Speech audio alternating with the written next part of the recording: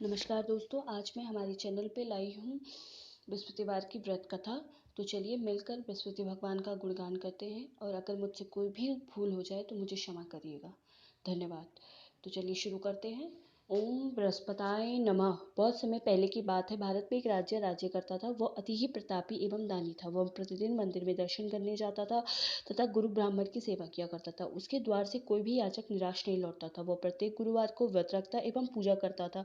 हर दिन गरीबों की मदद करता था, परंतु यह सब बातें उसकी रानी को पसंद नहीं थी। वह न व्रत करती, न किसी को एक पैसा दान के रूप में देती थी। वह राजा को भी ऐसा करने से रोकती थी। यह उस समय की बात है जब शिकार खेलने राजा वन को गए थे। महल में सिर्फ रानी और दासी थी। उस समय गुरु बृहस्पति देव साधु का रूप धारण कर राजा के दरवाजे पर भिक्षा मांगने आए।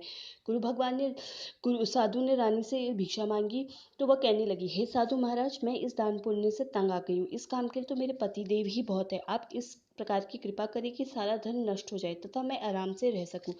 साधु का वेश रखे बृहस्पतिदेव ने कहा, हे देवी, तुम अति विचित्र हो। संतान और धन से कोई दुखी नहीं होता, इसे तो सभी चाहते हैं। पापी भी पुत्र और धन की इच्छा करता है। अगर तुम्हारे पास धन बहुत है तो भूखे मनुष्य को भोजन कराओ, ब्राह्मणों को दान दो, प्यालू लगवाओ, धर्मशालाएं बनाओ, कुआं, तालाब, बावड़ी, बाग बगीचे आदि बनवाओ तथा निर्धन कुंवारी कन्याओं का विवाह कराओ। साथ ही यद्यपि यज्ञ करो। इस प्रकार के कर्मों से आपके कुल का एवं आपका नाम लोक परलोक में प्रसिद्ध होगा एवं स्वर्ग की प्राप्ति होगी। किंतु वह मूर्ख रानी साधु की इन बातों से खुश नहीं हुई। वो बोली, हे साधु महाराज, ऐसी संपत्ति की मुझे आवश्यकता नहीं जो मेरे काम ना आए, जिसको मैं अन्य लोगों को दान दूं, जिसको रखने और संभालने में मेरा सारा समय कष्ट नष्ट हो जाए। साधु ने रानी को समझाने का बहुत प्रयत्न किया, परंतु रानी ने अपनी बात पर अडिग रही।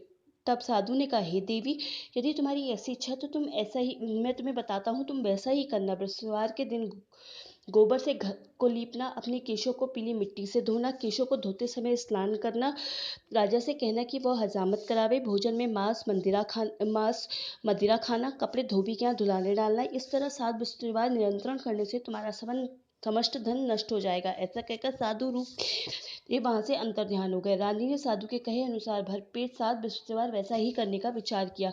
साधु के बताए अनुसार करते हुए उसे केवल 3 बृहस्पतिवार ही बीते थे कि उनकी समस्त धन संपत्ति नष्ट हो गई। कहे अनुसार भरपेट भोजन के लिए भी दोनों समय परिवार तरसने लगा तथा सांसारिक भोगों से दुखी रहने लगा। इस प्रकार से ग्रस्त जीवन से तंग आकर एक बार राजा रानी से कहने लगा, हे रानी, तुम यहाँ पर रहो, मैं दूसरे देश को जाता हूँ, क्योंकि यहाँ पर मुझे सभी मनुष्य जानते हैं, इसलिए मैं यहाँ कोई कार्य नहीं कर सकता। देश चोरी परदेश भीख बराबर है। ऐसा कहकर राजा परदेश चला गया। वहाँ जंगल में लकड़ी काट कर लाता और उसे शहर में बेचकर जीवन यापन करने लगा। राजा के बिना रानी और दासियां दुखी रहने लगी। किसी दिन भोजन मिलता तो किसी दिन जल पीकर ही रहना पड़ता। एक समय रानी और दासियों को 7 दिन बिना भोजन के व्यतीत हो गए। तो रानी अपनी दासी से बोली, हे दासी, यहाँ समीपी के नगर में मेरी बहन रहती है। वह बहुत धनवान है। तू उसके पास जा, वहां से 5 सेर बेसन मांग कर ले आ, जिससे कुछ समय के लिए गुजर बसर हो जाएगी। दासी उसकी बहन के पास गई। बृहस्पतिवार का दिन था। रानी की बहन उस समय ध्यान मगन होकर पूजन कर रही थी। दासी ने रानी की बहन से कहा, हे रानी, मुझे आपके पास आपकी बहन ने भेजा है, मुझे 5 सेर बेसर दे दो। दासी ने अपनी बात अनेक बार कही, परंतु रानी की बहन ने कोई उत्तर नहीं दिया, क्योंकि उस समय बृहस्पति देव की कथा सुन रही थी। रानी की बहन ने जब दासी को कोई अपेक्षित उत्तर नहीं दिया तो दासी बहुत दुखी हुई। उसे क्रोध भी बहुत आया। लौटकर वह रानी से बोली, हे रानी, आपकी बहन तो बहुत धनी स्त्री है, परंतु वह अति घमंडी भी है, छोटे लोगों से बात भी नहीं करती। 5 सेर बेसर देने के लिए मैंने उनसे बहुत कहा, परंतु उन्होंने कोई उत्तर नहीं दिया। इस प्रकार मुझे निराशा एवं खाली हाथ लौटना पड़ा। रानी बोली, हे दासी, इसमें मेरी बहन का कोई दोष नहीं है। जब बुरे दिन आते हैं तो कोई सहारा नहीं देता, अपने पराये हो जाते हैं। अच्छे बुरे का ज्ञान विपत्ति में ही होता है। जो ईश्वर की इच्छा होगी वही होगा। यह सब हमारे भाग्य का दोष है। उधर पूजा समाप्त होने के पश्चात रानी की बहन ने सोचा कि मेरी बहन की दासी आई थी, परंतु मैंने उसे कोई उत्तर नहीं दिया, जिससे वह बहुत दुखी हुई होगी, तथा कथा सुन विष्णु भगवान का प्रसाद ग्रहण कर अपनी बहन के घर गई और बोली, हे बहन, मैं बृहस्पतिवार का व्रत कर रही थी, तुम्हारी दासी आई, परंतु कथा समाप्त होने से पूर्व ना उठते हैं और ना बोलते हैं, इसलिए मैं नहीं बोली। बताओ दासी, किस कार्य से मेरे पास आई थी? रानी बोली, बहन, हमारे घर में अनाज नहीं था तथा राजा परदेश गए हुए हैं। वैसे तुमसे कोई बात नहीं छिपी है। इस कारण मैंने दासी को तुम्हारे पास 5 सेर बेसन लेने के लिए भेजा था। इस पर रानी की बहन बोली, हे बहन, बृहस्पति भगवान हमको मनवांछित फल देते हैं। देखो, शायद तुम्हारे घर में किसी कोने में अनाज रखा हो। यह सुन रानी की बहन की बातों से विस्मित दासी घर के अंदर गई। वहां उसे एक घड़ा पेसर का भरा मिल गया। उसे बड़ा आश्चर्य हुआ, क्योंकि उसके अनुसार घर का एक एक बर्तन अन्न से खाली था। उसने बाहर आकर रानी को सारा वर्णन सुनाया। दासी अपनी रानी से कहने लगी, हे रानी, देखो, वैसे तो हमको जब अन्न नहीं मिलता तो वह भी व्रत समान ही है। अगर इनसे व्रत की विधि तथा कथा पूछ ली जाए तो बृहस्पतिवार का व्रत हम भी किया करेंगे। और फिर दासी के कहने पर रानी ने अपनी बहन से बृहस्पतिवार व्रत पूजन विधि एवं नियमों के बारे में विस्तार से पूछा। उन्होंने बताया, जो बृहस्पतिवार के व्रत में चने की दाल और मुक्का से विष्णु भगवान का केले की जड़ में पूजन कर दीपक जलाता है, पीला भोजन करता है, पीले वस्त्र धारण करता है तथा प्रेम पूर्वक बृहस्पति भगवान की कथा सुनाता है। इस प्रकार करने से गुरु भगवान उस भक्त से प्रसन्न होते हैं, धन अन्न पुत्र देते हैं, मनवांछित मनोकामना पूर्ण करते हैं। व्रत एवं पूजन की विधि बताकर रानी की बहन अपने घर लौट आई। तत्पश्चात रानी और दासी दोनों ने निश्चय किया कि बृहस्पति देव भगवान का व्रत एवं पूजन जरूर करेंगे। 7 दिन बाद जब बृहस्पतिवार आया तो दोनों ने व्रत रखा। साल से जाकर चना और गुड़ बीन लाई, उसकी दाल बनाकर केले की जड़ में विष्णु भगवान का पूजन किया। अब भोजन पीला कहाँ से आए, यह सोचकर दोनों बड़ी दुखी हुई, परंतु उन्होंने व्रत किया था, इसलिए बृहस्पति देव भगवान उनसे प्रसन्न थे। एक साधारण व्यक्ति के रूप में 2 थालों में सुंदर पीला भोजन लेकर आए और दासी को देकर बोले, हे दासी, ये भोजन तुम्हारे और रानी के लिए है, तुम दोनों ही इसे ग्रहण करना। दासी भोजन पाकर अति प्रसन्न हुई और रानी से बोली, हे रानी, भोजन कर लो। रानी को भोजन के विषय में कुछ नहीं पता था, इसलिए वह दासी से बोली, जो तू ही भोजन कर, क्योंकि तू व्यर्थ में हमारी ही हंसी उड़ाती है। दासी बोली, हे रानी, एक व्यक्ति इसलिए भोजन दे गया है। रानी बोली, यह भोजन तेरे लिए ही दे गया है, इसलिए तू ही भोजन कर। दासी ने कहा, हे रानी, वह व्यक्ति हम दोनों के लिए ही 2 थालों में भोजन देकर गया है, अतः मैं और आप दोनों ही साथ साथ भोजन करेंगे। दोनों ने गुरु भगवान को धन्यवाद एवं नमस्कार कर भोजन प्रारंभ किया। उसके बाद से दोनों प्रत्येक बृहस्पतिवार को गुरु भगवान का व्रत एवं पूजन करने लगे। बृहस्पति भगवान की कृपा से उन दोनों की भोजन एवं धन की कमी दूर हो गई, परंतु रानी फिर पुनः पहली प्रकार से आलस्य करने लगी। तब दासी ने कहा, हे रानी, आप पहले भी इसी प्रकार आलस्य करती थी, आपको धन संभालने एवं दान देने में कष्ट होता था, इसी कारण सभी धन नष्ट हो गया। अब और हमारी ऐसी दुर्दशा हो गई है। अब गुरु भगवान की कृपा से हमें धन मिला है तो आपको फिर आलस्य हो रहा है। बड़े कष्टों के बाद आपने यह धन पाया, इसलिए आपको दान पुण्य करना चाहिए। भूखे मनुष्यों को भोजन कराओ, ब्राह्मणों को दान दो, प्यालू लगवाओ, कुआं तालाब बावड़ी आदि का निर्माण करो, कुंवारी कन्याओं का विवाह कराओ, मंदिर पाठशाला बनवाकर दान दो, धन को शुभ कार्यों में खर्च करो, जिससे आपके कुल का सम्मान बढ़े तथा आपको स्वर्ग प्राप्त हो एवं आपके पितृ प्रसन्न हो। दासी की बात मानकर रानी ने इसी प्रकार के सत्कर्म करने प्रारंभ किए। इस प्रकार करने से उसका काफी यश फैलने लगा। कुछ दिन बाद एक दिन रानी और दासी आपस में विचार करने लगी, ना जाने राजा किस दशा में होंगे, उनकी कोई खोज खबर नहीं। रानी राजा की कोई खबर ना पाकर उदास रहने लगी। गुरु भगवान से उन्होंने प्रार्थना की और भगवान ने रात्रि में राजा को स्वप्न में कहा, स्वप्न में दर्शन देकर कहा, हे राजा, उठ, तेरी रानी तुझको याद करती है, अब अपने देश लौट जा। राजा प्रातःकाल उठा। उसने सोचने लगा कि मैं किस प्रकार रानी के पास खाली हाथ जाऊंगा। मेरे पास तो कुछ भी नहीं जिससे मैं उसकी खोज खबर भी मंगा सकूं। पर भगवान की आज्ञा मानकर वह अपने नगर चलने को तैयार हुआ। प्रदेश में राजा बहुत दुखी रहने लगा। प्रतिदिन जंगल से लकड़ी बीनकर लाता, उन्होंने उसे शहर में बेचकर अपने दुखी जीवन को बड़ी कठिनाई से व्यतीत करता था। एक दिन राजा दुखी होकर अपने पुराने दिनों को याद कर रोने लगा। उसे जंगल में बृहस्पति देव एक साधु का रूप धर कर आए और राजा से बोले, हे लकड़हारे, तुम इस दिन में जंगल में किस चिंता में बैठे हो, मुझे बताओ। यह सुनकर राजा की आंखों में आंसू भर आए और वह साधु से को प्रणाम कर बोला, हे प्रभु, आप सब कुछ जानने वाले हैं। इतना कहकर राजा ने साधु को अपनी समस्त व्यथा सुना दी। तब साधु साधु रूप में गुरु भगवान राजा से बोले, हे राजा, तुम्हारी पत्नी ने बृहस्पतिवार के दिन बृहस्पति देव का अपमान किया था, जिसके कारण तुम्हारी यह दुर्दशा हुई है। अब तुम किसी प्रकार की चिंता मत करो, भगवान तुम्हें पहले से अधिक धन प्रदान करेंगे। देखो, तुम्हारी पत्नी ने बृहस्पतिवार का व्रत प्रारंभ कर दिया। अब तुम भी बृहस्पतिवार का व्रत करके चने की दाल व गुड़ जल के लोटे में डालकर केले का पूजन करो। फिर कथा कहा, या सुनो, भगवान तुम्हारी सभी इच्छाओं की पूर्ति करेंगे। साधु के वचन सुनकर राजा बोले, हे प्रभु, मुझे लकड़ी बेचने के पश्चात इतना पैसा नहीं बचता कि भोजन के उपरांत कुछ भी बचा सकूं। मैंने रात्रि में अपनी रानी को व्याकुल एवं व्यथित देखा है। मेरे पास कोई भी साधन नहीं जिससे उसका समाचार भी जान सकूं।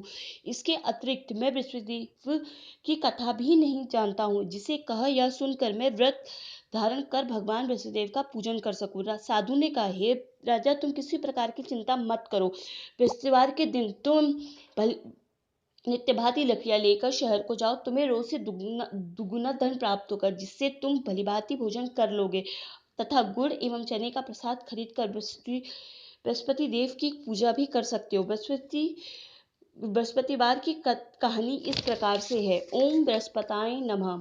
प्राचीन समय में एक बहुत ही निर्धन ब्राह्मण था। उसके कोई भी संतान नहीं था। ब्राह्मण नित्य पूजा पाठ करता। ब्राह्मण स्वभाव से दयालु तथा धार्मिक विचारों वाला व्यक्ति था, परंतु उसकी पत्नी बहुत ही मलिनता के साथ रहती थी। वह न स्नान करती, न किसी देवता का पूजन करती। सुबह उठते ही सर्वप्रथम भोजन करती, बाद में घर के अन्य कार्य करती थी। अपनी पत्नी की ऐसी आदत के कारण ब्राह्मण देवता बहुत दुखी रहते थे।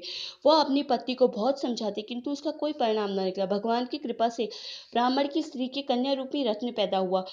वह कन्या ब्राह्मण के घर में बड़ी होने लगी। वह बालिका प्रातः काल ही स्नान करके भगवान विष्णु का जप करती, बृहस्पतिवार का व्रत भी करने लगी। पूजा पाठ समाप्त करके वो पाठशाला को जाती, अपनी मुट्ठी में जौ भरकर ले जाती, पाठशाला के मार्ग रास्ते में डालती जाती। भगवान बृहस्पतिदेव की कृपा से वही जौ स्वर्ण के हो जाते, तो उन्हें लौटते समय उनको बीन कर घर ले आती। एक दिन वह बालिका सूप में सोने के जौ को फटक कर साफ कर रही थी। तभी उसकी माँ ने उसे देख लिया और कहा, हे बेटी, सोने के जौ को फटकने के लिए सोने का सूप होना चाहिए। दूसरे दिन बृहस्पतिवार था। कन्या ने व्रत रखा और भगवान बृहस्पतिदेव से प्रार्थना करके कहा, हे प्रभु, यदि मैंने सच्चे मन से श्रद्धा पूर्वक आपका पूजन एवं व्रत किया हो तो कृपा मुझे सोने का सूप दे दो। बृहस्पतिदेव ने अब उसकी प्रार्थना स्वीकार कर ली। नित्य की भांति वह कन्या जौ फैलाती हुई पाठशाला चली गई। पाठशाला से लौटकर जब वह जौ बीन रही थी तो बृहस्पति भगवान की कृपा से उसे सोने का सूप प्राप्त हुआ। उस सोने के सूप को वह घर ले आई और उससे जौ साफ करने लगी, परंतु उसकी माँ का वही आचरण रहा। एक दिन वह कन्या सोने के सूप में जौ साफ कर रही थी। उसी समय अचानक उस नगर का राजकुमार वहां से होकर निकला। कन्या के रूप एवं कार्य को देखकर राजकुमार कन्या पर मोहित हो गया। राजमहल लौटकर राजकुमार ने अन्न तथा जल त्याग कर उदास होकर लेट गया। राजा को जब अपने पुत्र द्वारा अन्न जल त्यागने का समाचार ज्ञात हुआ तो अपने मंत्रियों के साथ वह राजकुमार के पास गए और बोले, हे बेटा, तुम्हें किस बात का दुख है? किसी ने तुम्हारा अपमान किया है अथवा कोई और कारण है? मुझे बताओ, मैं वही करूंगा जिससे तुम्हें प्रशंसा हो। राजकुमार ने अपने पिता की बातों को सुनी तो बोला, हे पिताजी, आपकी कृपा से मुझे किसी बात का कोई कष्ट नहीं है। मुझे किसी प्रकार का कष्ट नहीं है। किसी ने मेरा अपमान भी नहीं किया, परंतु मैं उस कन्या के साथ विवाह करना चाहता हूँ जो सोने के सूप में जौ फटक कर साफ कर रही थी। यह सुनकर राजा आश्चर्य में पड़ गया और बोला, हे राजकुमार, इस तरह की कन्या का पता तुम ही लगाओ। मैं तुम्हारा विवाह उसके साथ अवश्य ही करवा दूंगा। राजकुमार ने प्रसन्न होकर राजा को उस ब्राह्मण कन्या के घर का पता बतलाया। राजा के आदेश पर मंत्री उस कन्या के घर गया और राजा का आदेश ब्राह्मण को कह सुनाया। कुछ ही दिन बाद ब्राह्मण की कन्या का विवाह राजकुमार के साथ हो गया। घर से कन्या की विदा होते ही ब्राह्मण के घर में पहले की तरह निर्धनता का वास करने लगी। अब भोजन के लिए भी अनाज बड़ी मुश्किल से मिलता। एक दिन दुखी होकर ब्राह्मण देवता अपनी बेटी से मिलने गए। बेटी पिता की ऐसी अवस्था को देखकर अत्यंत दुखी हुई और उसने अपनी माँ का समाचार पूछा। ब्राह्मण ने पुत्री का सभी हाल कह सुनाया। पुत्री ने अपने पिता को बहुत सा धन देकर विदा कर दिया। इस प्रकार ब्राह्मण का कुछ समय सुखपूर्वक व्यतीत हुआ, लेकिन धन समाप्त होने के बाद स्थिति पूर्वता हो गई। ब्राह्मण फिर अपनी पुत्री के पास गया, उससे सभी हाल कह सुनाए। पुत्री बोली, हे पिताजी, आप माता जी को यहाँ लिवा लाओ, मैं उन्हें विधि बता दूंगी, जिससे दरिद्रता दूर हो जाएगी। ब्राह्मण देवता अपनी पत्नी के लेकर राजमहल अपनी पुत्री के पास पहुंचे। पुत्री अपनी माँ को समझाने लगी, हे माँ, तुम सुबह उठकर सर्वप्रथम स्नान आदि करके भगवान विष्णु का पूजन किया करो, तो सब निर्धनता दूर हो जाएगी। परंतु उसकी माँ ने उसकी एक न मानी। वह सुबह उठकर सर्वप्रथम अपनी पुत्री का बचा जूठन खा लेती थी। एक दिन उसकी बेटी को अपनी माँ पर बहुत ही गुस्सा आया। उसने एक रात एक कोठरी से सारा सामान निकालकर अपनी माँ को उसमें बंद कर दिया। प्रातः प्रातः कोठरी से अपनी माँ को निकालकर स्नान आदि पूजा पाठ करवाया, तो उसकी माँ की बुद्धि ठीक हो गई। इसके बाद वह प्रतिदिन पूजा पाठ करते एवं प्रत्येक बृहस्पतिवार को व्रत भी रखने लगी। इस व्रत के प्रभाव से उसकी माँ भी अत्यंत धनवान एवं पुत्रवती हो गई और वृक्ष देवता की कृपा से वृद्धावस्था में मृत्यु को प्राप्त कर स्वर्ग को गई। वो ब्राह्मण भी इस भी सुखपूर्वक इस लोक से सुख भोग कर स्वर्ग को प्राप्त हुआ। इस प्रकार कहानी कहकर साधु देवता मां से अंतर्ध्यान हो गए। धीरे धीरे समय बीत गया तथा बृहस्पतिवार का दिन आ गया। लकड़हारा रूपी जंगल राजा जंगल से लकड़ी काट कर किसी शहर में बेचने गया। आज उसे और दिनों से अधिक धन मिला था। राजा ने गुड़, चना आदि लाकर भगवान विष्णु का पूजन किया तथा बृहस्पतिवार का व्रत किया। उस दिन उसके सभी कष्ट दूर हो गए, परंतु अगले बृहस्पतिवार को वह व्रत करना भूल गया। इस कारण बृहस्पति भगवान उससे रुष्ट हो गए। उस दिन उस नगर के राजा ने विशाल यज्ञ का आयोजन किया था तथा अपने समस्त राज्य में यह घोषणा करवा दी कि कोई भी मनुष्य अपने घर में भोजन ना बनाए और ना आग भी जलाए। सब लोग मेरे यहाँ भोजन करने आएंगे। जो इस आज्ञा को नहीं मानेगा उसको सूली पर लटका दिया जाएगा। राजा की आज्ञा अनुसार सभी निवासी राजा के भोज में सम्मिलित होने गए, परंतु लकड़हारा कुछ विलंब से पहुंचा, इसलिए राजा उसको भोजन कराने अपने साथ महल ले गए। जब राजा लकड़हारे को भोजन करा रहे थे तो रानी की दृष्टि उसी खूंटी पर पड़ी जिस पर उसका नौलखा हार लटका हुआ था। उसे हार खूंटी पर दिखाई नहीं दिया। रानी को निश्चय हुआ गया कि मेरा हार इसी लकड़हारे ने चुरा लिया है। उसी समय रानी की जिद पर राजा ने सैनिक बुलाकर लकड़हारे को जेल में डलवा दिया। जेलखाने में बंद वह लकड़हारा बहुत दुखी होकर विचार करने लगा कि न जाने कौन से पूर्व जन्म से के कुकर्म से मुझे यह दुख प्राप्त हुआ। जेल में बंद लकड़हारा भगवान बृहस्पतिदेव को याद करने लगा। तत्काल बृहस्पति देव साधु के रूप में प्रकट हो गए और उसकी दशा देखकर कहने लगे, अरे मूर्ख, तू बृहस्पतिवार को बृहस्पति देव की कथा का व्रत करना भूल गया, इसी कारण तुझे यह दुख प्राप्त हुआ। अब किसी प्रकार की चिंता मत कर। बृहस्पतिवार के दिन जेलखाने के दरवाजे पर तुझे 4 पैसे पड़े मिलेंगे। तुम उन पैसों से प्रसाद मंगवाना, भगवान बृहस्पति का पूजन एवं कथा कहना। कथा का प्रसाद स्वयं भी ग्रहण करना तथा दूसरों को भी खिलाना। इस प्रकार करने से तुम्हारे सभी कष्ट दूर हो जाएंगे। अगले बृहस्पतिवार राजा को जेल के द्वार पर 4 पैसे मिले। राजा ने पूजा का सामान मंगवाकर कथा कही और प्रसाद बांटा। उसी रात बृहस्पतिदेव ने उस नगर के राजा को अपने सपने में दर्शन देकर कहा, हे राजा, तूने जिस आदमी को जेलखाने में बंद कर दिया है वह निर्दोष है, वह राजा है, उसे छोड़ दो। रानी का नौलखा हार उसी खूंटी पर लटका हुआ है। अगर तू ऐसा नहीं करेगा तो मैं तेरे राज्य को नष्ट कर दूंगा। राजा सुबह उठा और खूंटी पर हार टंगा देखकर लकड़हारे को बुलाकर उससे क्षमा याचना की तथा राजा के योग्य सुंदर आभूषण वस्त्र भेंट उसे विदा कर दिया। बृहस्पति देव की आज्ञा अनुसार राजा अपने नगर को चल दिया। जब वह नगर के निकट पहुंचा तो उसे बहुत ही आश्चर्य हुआ। वहां पहले से अधिक तालाब, बाग और कुएं तथा बहुत सी धर्मशालाएं, मंदिर आदि बने हुए थे। राजा ने जब नगरवासी से पूछा कि यह बाग, तालाब, धर्मशालाएं एवं कुएं किसके द्वारा बनाए हैं, तब नगर के सब लोग कहने लगे कि यह सब रानी और दासी द्वारा बनाए गए हैं। राजा को बहुत आश्चर्य हुआ, परंतु क्रोध भी बहुत आया। जब रानी ने यह खबर सुनी कि राजा आ रहे हैं तो उसने दासी से कहा, हे दासी, देख, राजा हमें कितनी दीन अवस्था में छोड़ गए थे। वह ऐसी हालत देखकर कहीं द्वार से ही ना लौट जाए, इसलिए तू द्वार पर खड़ी हो जा। रानी के आज्ञा अनुसार दासी दरवाजे पर खड़ी हो गई। जब राजा आए तो उन्हें अपने साथ महल लिवा लाई। तब राजा ने क्रोध करके अपनी तलवार निकाली और तथा रानी से पूछा, बताओ, इतना धन तुम्हें किस प्रकार प्राप्त हुआ है। तब रानी ने बताया कि हमें यह सब धन बृहस्पतिदेव के व्रत के प्रभाव से प्राप्त हुआ है। अब राजा ने निश्चय किया कि 7 दिन बाद तो सभी बृहस्पतिदेव का पूजन करते हैं, परंतु मैं प्रतिदिन दिन में 3 बार कहानी कहा करूँ। प्रतिदिन दिन में 3 बार कहानी कहा करूंगा तथा नित्य व्रत किया करूंगा। अब हर समय राजा के दुपट्टे से चने की दाल बंधी रहती थी। दिन में 3 बार कथा कहता। ऐसे ही एक दिन राजा ने विचार किया कि चलो अपनी बहन के यहाँ हुआ हूँ। ऐसे निश्चय कर राजा घोड़े पर सवार होकर अपनी बहन के यहाँ चल दिया। मार्ग में उसे देखा कि कुछ आदमी एक मुर्दे को लिए जा रहे हैं। उन्हें रोककर वह कहने लगा, अरे भैया भाइयों, मेरी बृहस्पति की कथा सुन लो। वो बोले, लो हमारा तो आदमी मर गया, इसको अपनी कथा की पड़ी है। पर कुछ आदमी बोले, चलो हम तुम्हारी कथा सुनेंगे। राजा ने दाल निकाली तो कथा कहनी शुरू करी। तो कथा आधी हुई तो मुर्दा हिलने लग गया, और जब कथा समाप्त हुई तो राम राम करके एक मुर्दा खड़ा हो गया। अब आगे चला तो उसे चलते चलते शाम हो गई। आगे मार्ग में उसे एक किसान खेत पर हल चलाता हुआ मिला। राजा ने उसे बोला, अरे भैया, तू मेरी बृहस्पतिवार की कथा सुन लो। किसान बोला, जब तक मैं तेरी कथा सुनूंगा तब तक 4 हड़िया जोत लूंगा। जा भैया, अपनी कथा किसी और को सुनाना।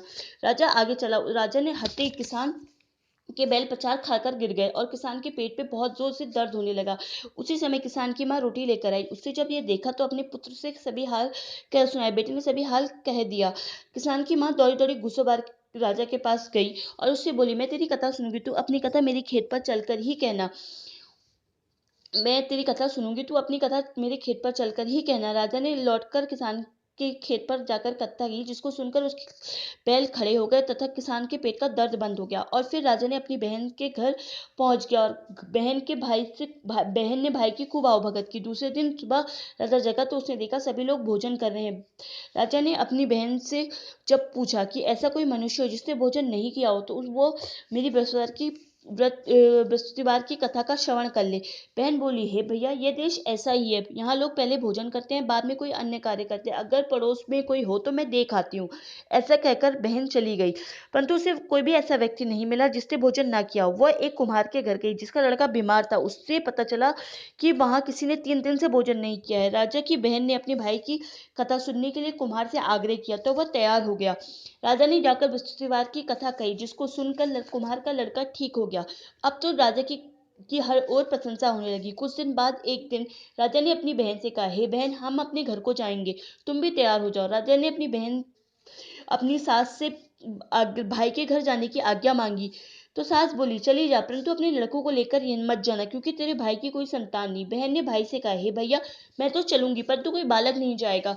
राजा ने कहा, जब कोई बालक नहीं चलेगा तो तुम क्या करोगी? दुखी मन से राजा अपने नगर को लौट आया और उदास होकर बिना भोजन के शैया पर लेट गया। रानी से बोला, हे प्रभु, रानी से बोला कि हम निर्वंशी राजा है, हमारा मुंह देखने का धर्म नहीं है। रानी बोली, हे प्रभु, भगवान बृहस्पतिदेव ने हमें सब कुछ दिया है, वह हमें संतान भी अवश्य देंगे। उसी रात बृहस्पतिदेव ने राजा को स्वप्न में दर्शन देकर कहा, हे राजा, उठ, सन भी सोचों को त्याग दी, तेरी रानी गर्भवती है। राजा को यह जानकर अति प्रशंसा हुई। 9वें महीने में रानी के गर्भ से एक सुंदर पुत्र रूपी रत्न पैदा हुआ। तब राजा बोला, हे रानी, स्त्री बिना भोजन के रह सकती है, परंतु बिना कहे नहीं रह सकती। जब मेरी बहन आए तो मुझसे कुछ मत कहना। रानी ने हाँ कर दी। और जब राजा की बहन ने शुभ समाचार सुना तो वो अति प्रसन्न हुई और बधाई लेकर अपने भैया के यहाँ आई। तभी रानी ने कहा, घोड़ा चढ़कर आई या गधा चढ़ी आई? राजा की बहन बोली, भैया, मैं इस प्रकार न कहती तो तुम्हें औलाद कैसे मिलती? भगवान बसुदेव ऐसे ही हैं, जैसी जिसकी मन में कामनाएं हैं सभी को पूर्ण कर मनवांचित फल देते हैं। जो श्रद्धा पूर्वक बृहस्पतिवार का व्रत करता है, कथा पढ़ता है एवं सुनाता है तथा सुनता है, बृहस्पतिदेव उसकी सभी इच्छाएं पूरी करते हैं। बृहस्पति देव उसकी सदैव रक्षा करते हैं। जो श्रद्धा पूर्वक एवं संपूर्ण आदर भाव से बृहस्पतिदेव का पूजन एवं सच्चे दिल से व्रत करते हैं, उसकी सभी मनोकामनाएं पूर्ण होती है। सच्चे मन एवं हृदय से रानी और राजा ने बृहस्पतिदेव की कथा का गुणगान किया। उनकी सभी इच्छाएं बृहस्पतिदेव ने पूरी की। इसलिए सबको कथा कहने तथा सुनने के बाद बृहस्पतिदेव का मनन करते हुए सुनने के बाद बृहस्पति भगवान का प्रसाद ग्रहण करना चाहिए तथा सच्चे मन एवं भावना से भगवान बृहस्पतिदेव का मनन करते हुए उनकी जय जयकार करनी चाहिए। बोलो बृहस्पति देव की जय। ओम बृहस्पताय नमः। ये कथा मैंने खुद घर पे पढ़ी है, तो अगर कोई मुझसे इसमें भूल हुई हो तो मुझे कृपया करके क्षमा करें। ओम बृहस्पताय नमः।